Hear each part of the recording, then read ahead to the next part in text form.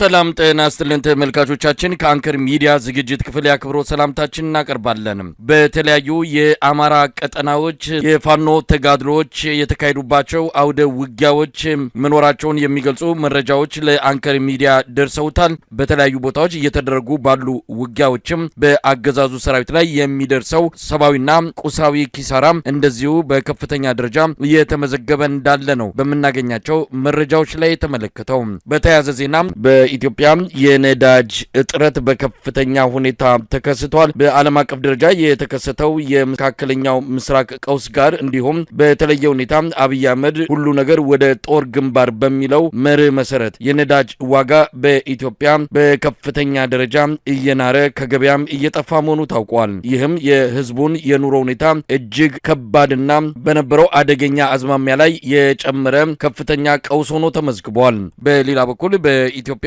በተለያዩ አካባቢዎች ያለው ውጥረት እንደቀጠለ ነው። የአብይ አህመድ ሰራዊት ወደ ሰሜን ኢትዮጵያ የሚያደርገውን ጉዞ አጠናክሮ ቀጥሏል። ይህ በእንዲህ እንዳለም ዓለም አቀፉ የግጭት ተንታኝ ቡድን አይሲጂ ጦርነቱ አይቀሬ ነው ሲል አንድ ጥናታዊ ሪፖርት አውጥቷል።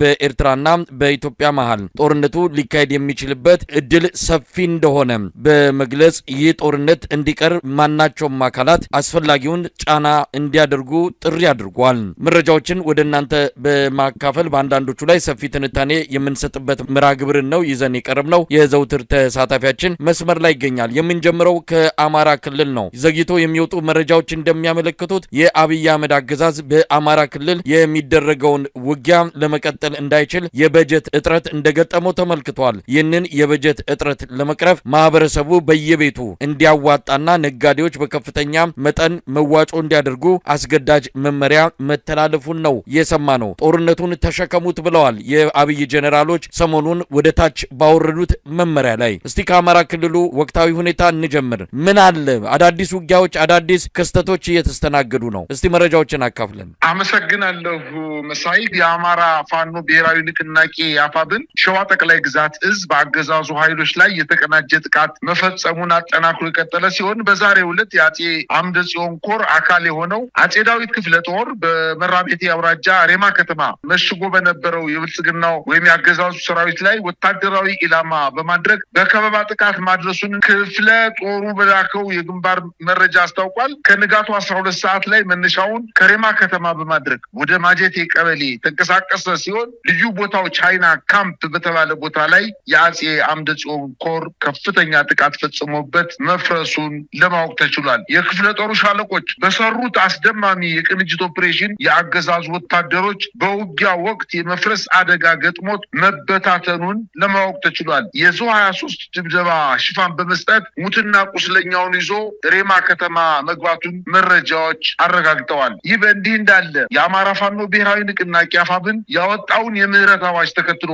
በርካታ ወታደሮች ጥሪውን ተቀብለው በተለየ ሁኔታ በርካታ የአገዛዙ ጦር ወደ ፋኖ የጦር ካምፖች እየተመመ እንደሚገኝ ለማወቅ ተችሏል። ይሄ እንግዲህ ሰሞኑ በርካታ የብልጽግና ወታደሮች በአማራ ፋኖ ብሔራዊ ንቅናቄ ሸዋ ጠቅላይ ግዛት እዝ በየኮሮች ውስጥ ባሉ የክፍለ ጦር አሃዶች ውስጥ በየቦታው ከነሙሉ ትጥቁ እዙን እየተቀላቀለ እንደሚገኝ፣ በተለይ ደግሞ በሰሜን ወሎ የጠነከረ የእጅ መስጠት ሂደት እየተፈጸመ እንደሆነ ለማወቅ ተችሏል። ወደ ወታደራዊ ውጊያዎች ስንመለስ በምዕራብ ጎጃም ዞን ደጋዳሞት ወረዳ ፈረስ ቤት ከተማ በርካታ የአገዛዙ ወታደሮች ሙትና ቁስለኛ የተደረጉበት ውጊያ መደረጉን ውጊያው ለተከታታይ 5 ሰዓታት የዘለቀ ሲሆን የአገዛዙ ኃይል ከአየር መቃወሚያና ሞርተር ጀምሮ በሌሎች ከባባድ መሳሪያዎች ታግዞ ራሱን ለመከላከል ሙከራ ያደረገ ቢሆንም ከወደ ፋኖ የተወሰደበትን የከበባና የቆረጣ ማጥቃት መቋቋም አቅቶት ሙትና ቁስለኛውን ማንሳት በማይችልበት ደረጃ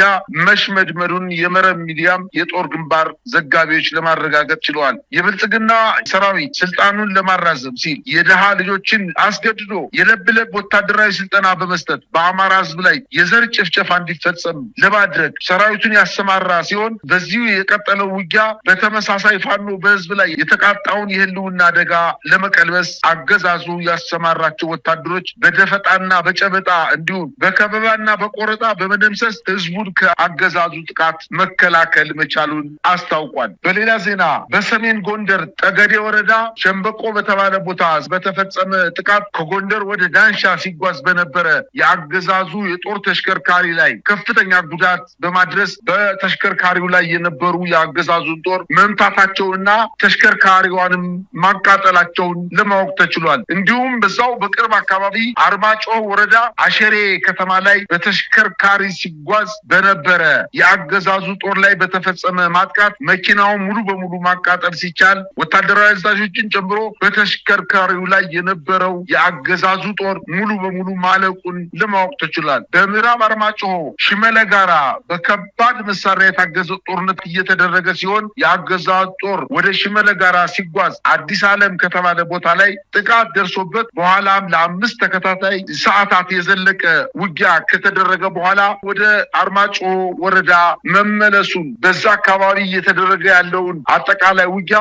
የአገዛዙ ጦር በሽንፈት ወደ ከተሞች እየሸሸ እንደሚገኝ ለማወቅ ተችሏል። አሁን ማታውን የደረሰን ዜና እንደሚያመለክተው ደግሞ በኦሮሚያ ክልል በአዲስ አበባ በ35 ኪሎ ሜትር ርቀት ላይ በምትገኘው ሙሌ ወረዳ ላይ ሰኞ ገበያ በተባለ ከተማ ላይ የኦሮሚያ ነጻነት ሰራዊት በከፈተው ማጥቃት እንቅስቃሴ በስልጠና ላይ የነበሩ ከ70 በላይ የአገዛዙ ሚኒሻዎች መደምሰሳቸውንና የኦሮሞ ነጻነት ሰራዊት ከተማዋን መቆጣጠሩን ከሰሞኑ በርካታ ከተሞችን እና አካባቢዎችን እየተቆጣጠረ እንደሚገኝና በአንዳንድ ቦታዎችም ላይ የትራንስፖርት አገልግሎት መቋረጡን በተለይ በሰሞኑ በዝዋይ ዱግዳ በሚባለው ወረዳ ላይ በርካታ የሚኒሻና የአድማ ብተና አባላትን ከገደለ በኋላ አሁንም ዝዋይ ዱግዳ የሚባለው ወረዳ በኦሮሞ ነጻነት ሰራዊት እጅ መግባቱን አሁን ደግሞ ምዕራብ አዲስ አበባ በኩል ወደ ጎጃም መውጫ አካባቢ በሚገኘው የኦሮሚያ ክልል ውስጥ ሰኞ ገበያ በምትባለው ከተማ ላይ በድንገት ያልታሰበ ጥቃት ተፈጽሞ ከተማዋን ከመቆጣጠራቸው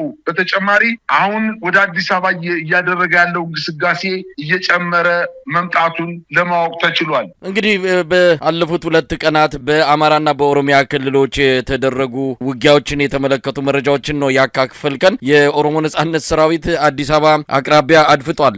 ዱከም ድረስ እየመጣ ጥቃት የሚሰነዘርበት የአገዛዙን ፖለቲካዊና ወታደራዊ መዋቅሮች ላይ እንደዚሁም ተቋማት ላይ የሚያደርሰው ጥቃት ሰሞኑም እንደዚሁ ተጠናክሮ ነው የቀጠለው። አብይ አህመድ አማትሮ ወደ ሰሜን ጦርነት ሊያፈነዳ እየተዘጋጀ ነው ያለው። የቆጡን አውርድ ብላ የብብቷን ጣለች የሚለው ተረት የአብይ አህመድ አገዛዝን በሚገባ የሚገልጽ ይሆናል። ስለ አሰብና ቀይ ባህር ወደብ እንደነዚህ አይነት አጀንዳዎችን እያቀነቀነና ለዚህም ጦሩን እያሰለፈ ባለበት ሰዓት አፍንጫው ስር የኦሮሞ ነጻነት ሰራዊት እንደዚሁም ፋኖች በሰሜን ሸዋ በኩል ወደ ሞጆ አቅራቢያ አንዳንድ ቦታዎች ላይ ውጊያ ማድረጋቸው ምናልባትም አገዛዙ ወደ ላይ ሲያስብ ከስሩ ወንበሩን የሚነቀንቅ ኃይል ሰተት ብሎ ወደ አዲስ አበባ ሊገባ የሚችልበት እድል እንዳለ ትልቅ ምልክት አድርጎ መውሰድም ይቻላል። በሌላ በኩል የአማራ ክልሉን ጦርነት መቀጠል እንዳልቻለ ምልክቶችን እያየን ነው። ሰሞኑን የሰበሰባቸው የጸጥታ መዋቅር አመራር አባላትን ህብረተሰቡ ገንዘብ እንዲያዋጣ ጦርነቱን ለመቀጠል የሚያስችል በጀት እንደሌለ፣ በጀቱ ተጠናቋል፣ አብቅቷል፣ ከዚህ በኋላ ህብረተሰቡ ካላዋጣ በስተቀር የክልሉን ሰላምና ጸጥታ ማስከበር አንችልም፣ ትተን እንወጣለን የሚል ማስፈራሪያ ጭምር በአብይ አህመድ ጀነራሎች ሲነገር እንደነበረን የሰማ ነው። ነጋዴዎች ላይ ሰራተኛው ላይ ሳይቀር ከፍተኛ መጠን ያለው መዋጮ እንዲሰበሰብ ነው መመሪያ እየወረደ ያለው። እንግዲህ የአማራ ህዝብ የሚሞትበትን ጦርነት በራሱ ገንዘብ ጥይት እንዲገዛበትና መሳሪያ እንዲገዛበት እንዲያደርግ ነው እየተፈረደበት የሚገኘው። ከዚህ በላይ ጭካኔም የለም። ሰሞኑን በሽንፈት ብዙ ኪሳራ ያስተናገደው የአብይ አህመድ ሰራዊት በተስፋ መቁረጥ የገበሬዎች ቤት ውስጥ በመግባት ወታደሮቹ እህል እያወጡ የሚደፉበት፣ ሴቶችን የሚደፍሩበት እንዲህ አይነቱ ክስተት ኢትዮጵያውያንን በእጅጉን አሳዝኗል። በተለይ በቪዲዮ ባይቀረጽም ሴቶች፣ እናቶች፣ ህጻናቱ ሳይቀር በአገዛዙ ሰራዊት መደፈራቸውን ነው ያገኘነው ሪፖርት የሚያመለክተው። ነገር ግን ራሳቸው እየቀረጹ የገበሬውን እህል እያፈሰሱና መሬት ላይ እየደፉ የሚታይበት ቪዲዮ በከፍተኛ ደረጃ ህብረተሰቡን ያሳዘነ ጉዳይ ሆኗል። ምንድን ነው ማለት የሚቻለው? እነዚህን ነገሮች ተመልክተን አገዛዙ አማራ ክልል ላይ በተስፋ መቁረጥ እየወሰዳቸው ያለው የጭካኔ እርምጃዎች እንደዚሁም መዋጮ ህብረተሰቡ እንዲያዋጣ ያስተላለፈው አስገዳጅ መመሪያ በራሱ ህብረተሰቡን ለበለጠ ቁጣ እንደሚዳርግ ነው የሚጠበቀው። ምን ማለት ይቻላል? መሳይ አገዛዙ እኮ ዛሬ አይደለም የአማራን ህዝብ በራስህ በምታዋጣው ገንዘብና ጥይት ራስህን እገልሃለሁ የተባለ እኮ ዛሬ አይደለም። ከዛሬ 3 ዓመት የጀመረ የገንዘብ ማዋጮ የተደረገው እኮ የአማራ ክልል 2 አይነት በጀት ተመድቦለታል። አንደኛው የካፒታል ፕሮጀክቶች ማስኬጃ በጀት ነው። ሁለተኛው ደግሞ የመደበኛ የሰራተኛ ደሞዝ፣ የውሎ አበልና የመሳሰሉ በጀቶችን የያዘ በክልሉ መንግስት የሚመደብ በጀት ነው። እነዚህን 2 በጀቶች ሙሉ በሙሉ እያደረገ እያደረገ ያለው ከሰራተኛ ደሞዝ ሳይቀር እየነጠቀ በወረዳው አጠቃላይ የፋይናንስ ጽህፈት ቤት በኩል ለእያንዳንዱ ሚኒሻና ለእያንዳንዱ አድማ ብተና ደሞዝ እንዲከፈል ነው ያደረገው። መጀመሪያ ተመልምሎ የሚወጣ ሚኒሻ 9,000 ብር ደሞዝ ይከፈለዋል። አንድ አመት ከሰራ ወደ 11,000 ብር ይከፈለዋል። 2 አመት የሰራ ወደ 13,000 ብር ይከፈለዋል። ከ4 አመት በላይ የሰራ ደግሞ 15,000 ብር ይከፈለዋል። ከዚህ ገንዘብ ውጪ ሌላው የሚደረግላቸው ምንድነው? እዛው በወረዳው በጀት ወረዳውን በሚጠብቁበት ሰዓት በውሎ አበል ሰበብ በዛው ከተማ የሚገኙ በአማራ ክልል በሚገኙ ከመቶ በላይ ወረዳዎች ላይ የምግብ በጀታቸውን በወረዳው በሚገኙ የምግብ እና ሆቴሎች፣ ሬስቶራንቶች ላይ በጀት ተመድቦላቸው ሆቴል ነው እየተመገቡ ያሉት ሚኒሻ እና አድማ ብተና። ስለዚህ አጠቃላይ የወረዳውን በጀት እየተመገበ ያለው እና እየተጠቀመበት ያለው ሚሊሻና አድማ ብተና፣ ፖሊስና የጸጥታ አካል በአጠቃላይ እና የብልጽግና አመራሮች ናቸው በጀቱን በጋራ እየተጠቀሙ ያሉት። ምናልባት ትርፍ ገንዘብ ካለ ለሰራተኛው ደሞዝ ይሰጣል። አለዛ በከተማ ላይ የሚደረግ የልማት ፕሮጀክቶች ቆመዋል። 4 አመት 5 አመት ሆኗቸዋል። ሙሉ በሙሉ ገንዘባቸውን እየተጠቀሙ ያለው በዚህ ነው። አሁን ይሄ አልበቃው ያለው ስርዓቱ ነጋዴውን ተመልሶ እንደገና በደሞዝ መልክ ያለውን የመንግስት ሰራተኛ እንዲሁም ጥቃቅን እና አነስተኛ የሚሰሩ ጉልት የሚሰሩትን ጭምር በከተሞች ላይ ሰብስበው ራሳችሁ ምንገልባችሁ ራሳችሁ ምናሳደድባችሁን ገንዘብ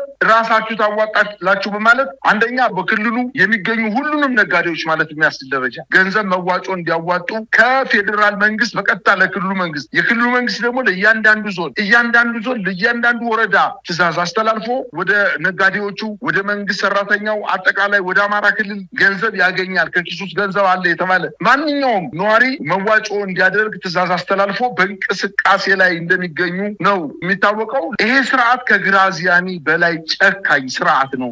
በራሳችን ገንዘብ ራሳችንን ለመግደል ከፍተኛ ጥረት እያደረገ እንደሆነ ስለሚታወቅ አምርረን መታገል አለብን ብለን የምንለውም እንደዛ ነው። የመረረ ትግል ካላደረግን በስተቀር ምናልባትም ከገደለን በኋላ ራሱ ያስክሬን አምጡ ሊለን ሁሉ ስለሚችል ከዚህ በፊት ወጣቱ ወደ ከተማ የፋኖ ኃይሎችን ደግፋቸዋል ወይም የፋኖ ኃይሎች ከተማ ገብተው የመከላከያ ሰራዊቱን ሲመቱት የተመለከተው ነገር በመራይ፣ በፍኖተ ሰላም፣ በደንበጫ፣ በደጋዳሞች፣ በጎንደር በተለያዩ አካባቢዎች፣ በሸዋና በወሎ በተለያዩ አካባቢዎች የተሸነፈ ሰራዊት ወደ ከተማ ሲገባ ወጣቱን አስፋልት ላይ እያወጣ ሲረሽን ተመልክተናል። አሁን ደግሞ ሊያደርግ የሚችለው ምንድነው? የተረሸኑትን ሰዎች ጥይት አባክናቸዋልና ወላጆቻቸው አስክሬን የምታነሱት ገንዘብ ስትከፍሉ ነው በማለት የድሮ ዘመን ወደኋላ ተመልሰን እንድናስታውስ እያደረገ ስለሆነ እያንዳንዳችን ቤት ችግሩ ወደ ማንኳኳት እየመጣ ስለሆነ ወጣት ልጅ ያለሽ እናት፣ ወጣት ልጅ ያለ አባትም ቢሆን በአርበኝነት ሚስትህና ሴት ልጆችህን ለመጠበቅ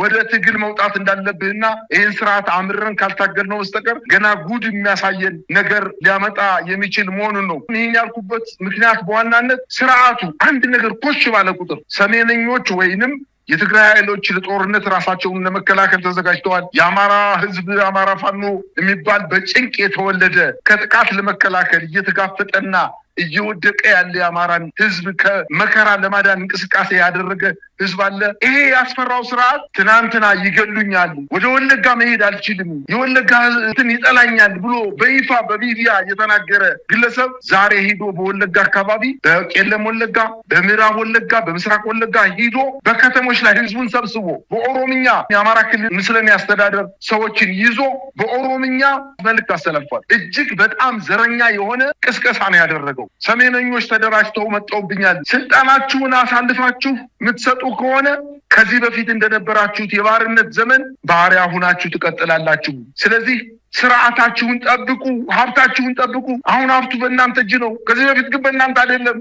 ጭሰኛና ባሪያ ነበራችሁ። ስለዚህ ጭሰኛና ባሪያ ያደረጋችሁ ስርዓት አሁን ተደራጅቶ እየመጣላችሁ ነውና ጥንቃቄ አድርጉ፣ ስርዓቱን ደግፉ፣ ከኛ ጋር አብራችሁ ስሩ በማለት ከፍተኛ የሆነ የዘር ቅስቀሳ እያደረገ ነው የሚገኘው። እንደተለመደው ከዚህ በፊት እንደሚያደርገው የሆነ ጭፍጨፋን ይፈጽም በኢትዮጵያ ህዝብ ዘንድ የሆነ ተንኮል ሲያስብ ጉዞ ነው የሚያደርገው። በጉዞውም ከፍተኛ የሆነ የዘር ቅስቀሳ ነው የሚያደርገው። ስለዚህ የትግራይ እና ከኤርትራ በኩል እንዲሁም ከአማራ በኩል ሊያደርገው ላሰበው ጦርነት ቅድመ ዝግጅት እያደረገ ስለሆነ አሁን እኛ የተረዳነው ነገር በአጭር ቀናት ውስጥ ወደ ሰሜን ኢትዮጵያ አካባቢ ከፍተኛ የሆነ ግጭት ሊከሰት እንደሚችል፣ ነገር ግን ሰራዊቱ ተሰላችቷል። የአማራ ፋኖ ብሔራዊ ንቅናቄ አንድ ከሆነ በኋላ በተለይ ሰሞኑን ያወጣው የምህረት አዋጅ ተከትሎ ለሚሊሻውና ለአድማ ብተናው፣ ለመከላከያ ሰራዊቱ፣ ለፖሊስ ለጸጥታ እና ለደህንነት አባላት ያወጣው የምህረት አዋጅ ኃላፊነት የተሞላበት ማሳሰቢያና መግለጫ በመሆኑ በርካታ ሰራዊት እየፈረሰ ወደ ፋኖ እየተቀላቀለ ነው።